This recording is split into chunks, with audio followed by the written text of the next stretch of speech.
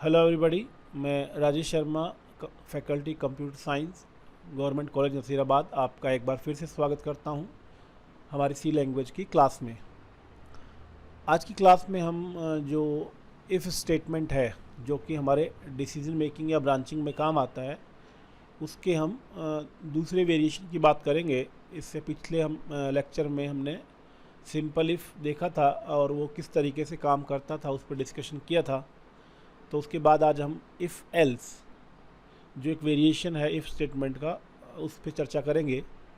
जो if else है वो आपका एक तरीके से दो ब्लॉक क्रिएट करता है। एक को हम ट्रू ब्लॉक कहते हैं, दूसरे को फॉल्स ब्लॉक। और जो कंडीशन या एक्सप्रेशन इफ़ को दिया जाता है उसके आधार पे उनमें से कोई एक जो है वो एग्जीक्यूट होता है, और हमेशा दोनों में से एक एग्जीक्यूट होगा ही होगा, depends the value of expression, और म्यूचुअली एक्सक्लूसिव मोड में एग्जीक्यूट होगा। तो अगर इसके सिंटेक्स की बात करें तो इसका सिंटेक्स जो है वो कुछ इस तरीके से हम लिख सकते हैं। इफ़, फिर यहाँ पे इफ़ में आप ब्रैकेट में देंगे एक्सप्रेशन। ये कोई भी ऐसा एक्सप्रेशन हो सकता है जो न्यूमेरिकल वैल्यू जनरेट करता हो। फिर उसके बाद ये आपका ट्रू ब्लॉक लिख रहा हूँ, मतलब यहाँ पे कुछ स्टेटमेंट हो सकती हैं जो आपके इस दिए गए एक्सप्रेशन के ट्रू होने पे एग्जीक्यूट होंगी। और दूसरा जो है वो इस इफ़ के ब्लॉक के ख़त्म होने के तुरंत बाद एल्स कीवर्ड लिख के उसके बाद एक ब्लॉक लिखा जा सकता है, that is false block.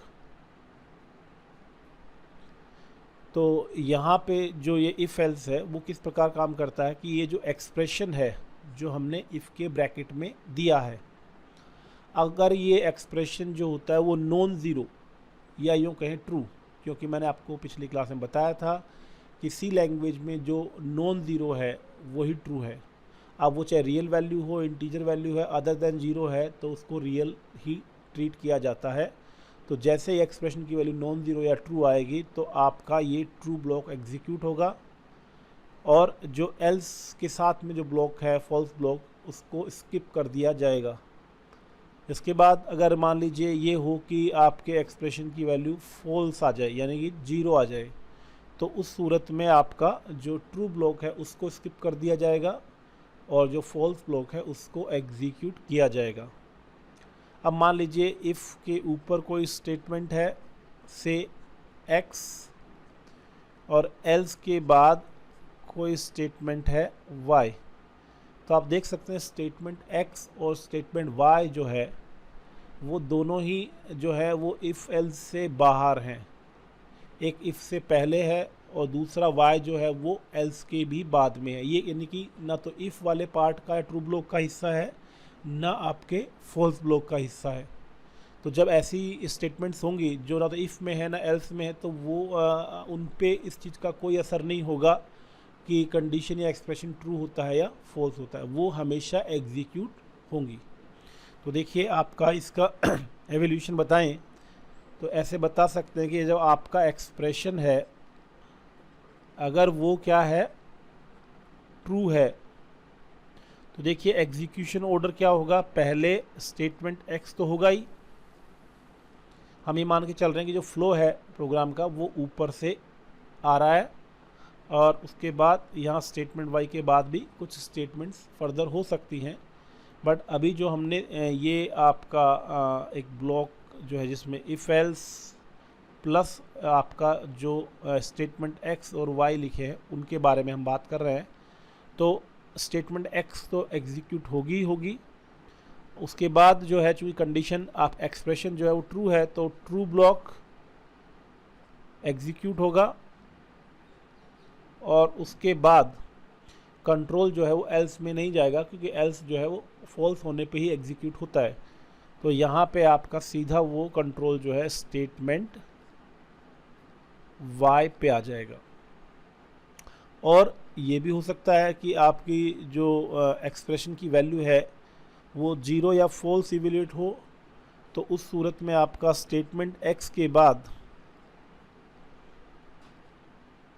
False block execute होगा और फॉल्स ब्लॉक के बाद में आपका स्टेटमेंट y जो है वो एग्जीक्यूट होगा। यानी कि स्टेटमेंट x और y तो किसी भी सूरत में, किसी भी कंडीशन में आपके जो हैं वो इवेल्युएट होंगे ही होंगे, एग्जीक्यूट होंगे ही होंगे।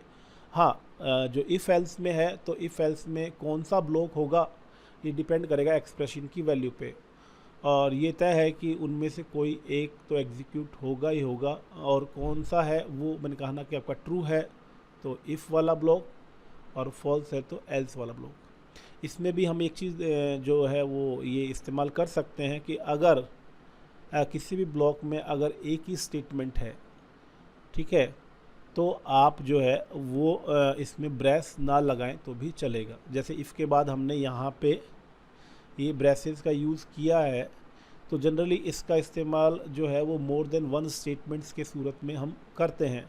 अगर सिंगल स्टेटमेंट है इफ़ में या एल्स में या दोनों में, तो जिस भी ब्लॉक में एक ही स्टेटमेंट है उस सूरत में हम ब्रेसेस ना भी लगाएं तो चलेगा। फिर भी आपको कन्फ्यूज़न होता हो या आपको क्लैरिटी के लिए आप लगाना चाहें तो लगा सकते हैं। तो इसका हम एग्ज़ाम्पल लेते हैं जो कि हमने पिछली क्लास में भी देखा था कि आपको एक नंबर चेक करना था कि वो ओड है कि इवन है। अब पिछली क्लास में हमने उसको जो है सिंपल इफ़ से इम्प्लीमेंट किया था। दो अलग अलग इफ़ हमने लगाए थे और दोनों में एक में ओड के लिए कंडीशन चेक करी और दूसरे में इवन के लिए चेक करी। अब यहाँ पे आप देख सकते हैं चूँकि इफ़ एल्स है तो वहाँ पे इफ़ नहीं होगा तो एल्स होगा। तो यहाँ पे ओड और इवन की जो कंडीशन है वो इसी प्रकार की है। अन्यथा वाला केस बनता है कि अगर एक नंबर है वो इंटीजर है और अगर आपने चेक किया कि वो इवन नहीं है तो वो ओड होगा, और इवन है तो ओड नहीं होगा। तो इस तरह के म्यूचुअल एक्सक्लूसिव जो ब्रांचिंग है उसको हम इफ़ एल्स से एफिशिएंटली इम्प्लीमेंट कर सकते हैं। तो वो प्रोग्राम हम वापस से एक बार देखते हैं। सबसे पहले आप जो है हेडर फाइल, क्योंकि हम स्कैनएफ और प्रिंटएफ जो है वो इस्तेमाल करने वाले हैं, तो ये आपका stdio for printf and scanf stdio.h। उसके बाद ये वॉइड मेन, जो मेन आपका स्टार्टिंग पॉइंट है प्रोग्राम का, और वॉइड जो है वो रिटर्न टाइप है कि आपका ये फंक्शन कुछ भी रिटर्न नहीं करता। और सबसे पहला फंक्शन जो है ऑपरेटिंग सिस्टम कॉल करता है वो मेन को करता है जब हम इस प्रोग्राम को रन करते हैं। तो यहाँ पे एक नंबर ऑब्वियसली हमको रीड करना है तो उसके लिए एक वेरिएबल बनाना पड़ेगा। और ये मैं आपको पहले भी कह चुका हूँ कि जो ओड और इवन का जो कंसेप्ट है वो केवल आपके इंटीजर्स पे ही लागू होता है। तो हमने इंटीजर टाइप का वेरिएबल बना लिया। एक मैसेजिंग के लिए जो है वो अपन एक स्टेटमेंट डाल देते हैं प्रिंट एफ की। तो हमने एक ये लाइन जो है एंटर ए नंबर,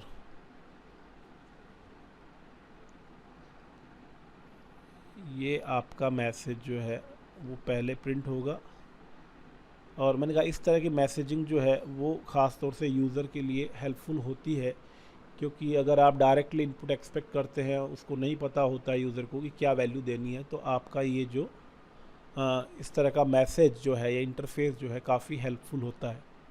हाँ, और ज़्यादा इसको आप प्रिसाइजली लिखना चाहें तो आप लिख सकते थे एंटर ए वैल्यू और नंबर इन इंटीजर या एंटर एन इंटीजर वैल्यू। तो वो आप जैसा आप उचित समझे वैसा लिख सकते हैं।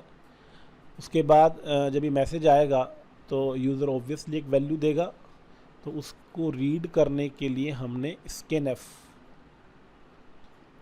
%d और %n, यानी कि आपका यूज़र जो वैल्यू देगा वो हमारी n में रीड कर ली जाएगी। ये मान लीजिए मेमोरी लोकेशन में कोई लोकेशन है जिसको n रिप्रेजेंट कर रहा है, और आपका n जो है वो जैसे ही कीबोर्ड से यूज़र द्वारा दिया जाएगा तो कीबोर्ड से जो वैल्यू देगा वो वाया n जो है वाया स्कैन f जो है वो यहाँ स्टोर हो जाएगी। से उसने वैल्यू दी 15। अब हमको वही है कि कंडीशन चेक करनी है, तो हम क्या करेंगे, इफ़ कंडीशन के लिए अपने को देखना पड़ेगा कि इसमें 2 का पूरा पूरा भाग लगता है कि नहीं। तो n मॉड्यूलस 2 यानी n में 2 का भाग लगाने पे रिमाइंडर क्या आता है। तो अगर वो रिमाइंडर 0 है तो आपका ये नंबर जो होगा वो इवन होगा। तो ये हम जो है वो प्रिंट करवा देते हैं कंडीशन ट्रू होने के केस में, या यूँ कहें ट्रू ब्लॉक के तौर पे, क्योंकि जैसे कंडीशन ट्रू होती है तो हमेशा ट्रू होने पे इफ़ के जस्ट बाद वाला जो ब्लॉक है वो एग्जीक्यूट होता है, और अगर कंडीशन फॉल्स होती है तो इफ़ के जस्ट बाद वाले ब्लॉक को स्किप कर दिया जाता है और जो एल्स के बाद वाला ब्लॉक है वो इवेल्युएट होता है। यानी कि अगर 2 का पूरा पूरा भाग नहीं लगेगा, या यूँ कहें रिमाइंडर 0 नहीं आएगा 2 का भाग लगाने पे, तो उस सूरत में आपका जो कंट्रोल है वो इफ़ के बाद वाले ब्लॉक में नहीं जाने के बजाय एल्स के बाद वाले ब्लॉक में जाएगा और वो प्रिंट करेगा ओड। तो यहाँ पे चूँकि हमने 15 दिया है तो यहाँ पे आप देखेंगे कि n मोड 2 15 मोड 2 अगर निकालें तो उसकी वैल्यू आती है 1, क्योंकि 15 में 2 का पूरा पूरा भाग नहीं लगता। आप भाग लगाएंगे तो रिमाइंडर 1 बचेगा। तो उस केस में जो है 1 = 0, क्या 1 0 के बराबर है? नहीं। यानी कि आपका इफ़ के बाद वाला पार्ट स्किप होके एल्स के बाद वाला जो प्रिंट एफ ओड है वो आपका इवेल्युएट होगा। और चूँकि इफ़ ब्लॉक में और एल्स ब्लॉक में दोनों में ही एक एक ही स्टेटमेंट है, मतलब एक से ज़्यादा स्टेटमेंट नहीं है, तो वहाँ ब्रेसेस लगाना मैंडेटरी नहीं है। आप सिंपली जो है सिंगल स्टेटमेंट को डायरेक्टली विदाउट ब्रेसेस लिख सकते हैं। और मैं एक यहाँ पे एक और स्टेटमेंट डाल देता हूँ, प्रिंट एफ से थैंक यू, जैसे कि आपको ये भी पता पड़े कि किस तरीके से कंट्रोल जब बाहर आता है तो कहाँ से वो एग्जीक्यूशन स्टार्ट करता है। तो अगर मान लीजिए कंडीशन ट्रू होती है, जैसे कि मान लीजिए n जो है वो आपका 36 है, तो उस केस में भी वाया जो स्कैनफ है ये वैल्यू रीड हो जाएगी। लेकिन इस केस में क्या होगा, जब अगर मान लीजिए 36 वाला केस है तो वो इसमें जाएगा, यानी कि वो प्रिंट करेगा E1। क्यों करेगा? क्योंकि 36 मोड 2 जब चेक किया जाएगा, 36 मोड 2 रिमाइंडर कितना आएगा, 36 में 2 का भाग लगाने पर रिमाइंडर आएगा 0, 0 = 0।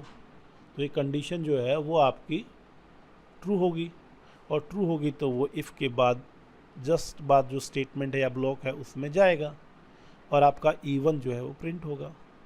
अब उसके बाद चूँकि इफ़ वाला ब्लॉक जब एग्जीक्यूट हो गया तो ये तय है कि एल्स के बाद वाला ब्लॉक कभी एग्जीक्यूट नहीं होगा, उसको स्किप किया जाएगा, यानी कि सीधा कंट्रोल जो है वो आपका इधर आएगा। और यहाँ पे मैं नई लाइन में आउटपुट अगर चाहता हूँ आगे का थैंक यू जो है, तो मैं /n लगा देता हूँ। तो यहाँ पे E1 के बाद, E1 प्रिंट करने के बाद जो कंट्रोल है वो एल्स के बाद में जाएगा। और ध्यान रखिएगा एल्स में चूँकि ब्रेसेस का इस्तेमाल नहीं किया गया है तो एल्स के तुरंत बाद वाली स्टेटमेंट प्रिंट एफ जो है ओड वाली स्टेटमेंट ही एल्स ब्लॉक का हिस्सा मानी जाएगी। ब्रेसेस नहीं है तो आपका या तो देखिए कई जगह जो भी आपका स्ट्रक्चर हो उसमें या तो ब्रेसेस मैंडेटरी होंगे, और जहाँ पे मैंडेटरी नहीं है तो वहाँ पे अगर आपने ब्रेसेस नहीं लगाए तो केवल एक स्टेटमेंट ही जो होगी वो कहीं ना कहीं ब्लॉक के अंदर कंसीडर की जाएगी। यानी कि जो थैंक यू है, प्रिंट ऑफ थैंक यू, वो एल्स के अंदर काउंट नहीं होगा, यानी कि वो एल्स के बाहर है। तो चूँकि इफ़ वाला हिस्सा एग्जीक्यूट हुआ है तो वो एल्स वाले हिस्से को स्किप करेगा। तो स्किप करेगा तो केवल जो प्रिंट ऑफ ओड है, जो ये स्टेटमेंट है प्रिंटिंग का, यही स्किप होगा। जो printf थैंक यू है वो इफ़ और एल्स दोनों के बाहर है, तो कहीं ना कहीं ये आपका प्रिंट होगा और ये मैसेज इस तरीके से आएगा। तो E1 एंड थैंक यू। जब आपने 15 दिया तो 15 के केस में जो है वो आपका यहाँ पे वैल्यू रीड हुई, उसके बाद 15 मॉड्यूलस 2 वैल्यू आएगी 1। तो जब कंडीशन फॉल्स हो गई तो उस सूरत में आपका एग्जीक्यूशन जो है वो इफ़ को स्किप कर जाएगा, और यहाँ भी इफ़ जो है उसके अंदर केवल एक ही स्टेटमेंट है जो printf E1 वाली है, तो वो स्किप कर दी जाएगी। और उसके बाद जो है एल्स ब्लॉक या फॉल्स ब्लॉक जो है उसमें एग्जीक्यूशन जो है कंटिन्यू रहेगा। तो यहाँ पे ओड प्रिंट होगा जो कि हमने यहाँ देखा है। अब ओड प्रिंट होने के बाद एल्स ब्लॉक ख़त्म हो गया, लेकिन प्रोग्राम अभी भी कंटिन्यू है, तो वो जो कंट्रोल है वो आपका एल्स से बाहर आएगा, और बाहर जो है वो नॉर्मल जो एग्जीक्यूशन है उसको कंटिन्यू रखेगा। तो बाहर जब आएगा तो बाहर उसके पास जो नेक्स्ट स्टेटमेंट उसको मिलेगी वो मिलेगी printf थैंक यू। तो यहाँ पे ओड प्रिंट करने के बाद यहाँ पे फिर थैंक यू प्रिंट होगा, और फिर चाहे वो किसी भी सूरत में आया हो ओड के कंडीशन की वजह से या E1 की कंडीशन की वजह से, printf थैंक यू के बाद आपका जो मेन है उसका क्लोजिंग ब्रेस जो है वो आ जाएगा। तो इस प्रकार जो है वो आपका जो इफ़ एल्स है वेरिएशन इफ़ स्टेटमेंट का वो काम करता है, म्यूचुअली एक्सक्लूसिव मोड में काम करता है, और दोनों में से एक का ब्लॉक जो है वो मैंडेटरी या कंपलसरी एग्जीक्यूट होता ही होता है, और एक एग्जीक्यूट होता है तो दूसरा कभी एग्जीक्यूट नहीं होता है। तो इस तरीके से ये आपने देखा कि इफ़ एल्स किस तरीके से लिखा जाता है और फिर एग्जीक्यूशन लेवल पे किस तरीके से काम करता है। तो आज की क्लास में इतना ही।